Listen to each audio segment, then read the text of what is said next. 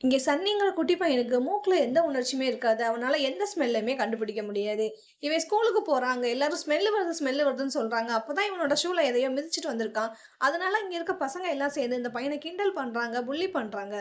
அவனோட ஃப்ரெண்ட் மட்டும் விடுறா பார்த்துக்கலான்னு சொல்றான். அதுக்கப்புறமா சன்னிங்கிற குட்டி பையன் யாருமே யூஸ் பண்ணாத ஒரு லேபுக்குள்ள போறான். தெரியாத்தனமா அங்க இருக்கிற கெமிக்கல தட்டி விட்டுறான். அங்க இருக்கிற எல்லா கெமிக்கலும் மொத்தமா விழுந்து, அது ஒரு ஃபார்ம்ல உண்டாகி, அதுலருந்து ஒரு பேட் ஸ்மெல் வருது.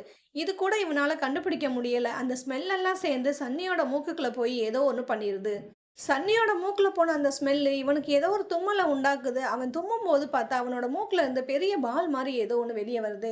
இதுக்கப்புறமா சன்னிக்கு இவனோட மோப்ப சக்தி திரும்ப கிடைச்சிருது. இவன் எல்லாத்தையுமே ஸ்பெல் பண்ண முடியுதுன்னு சொல்லி சந்தோஷப்பட்டுட்டு இருக்கான். அவனோட வீட்லயுமே இது தெரிஞ்சு எல்லாருமே சந்தோஷப்படுறாங்க. இது மட்டும் இல்லாம சன்னியோட மூக்கு இப்ப எக்ஸ்ட்ரானரியா ஒர்க் ஆக ஆரம்பிச்சிருது.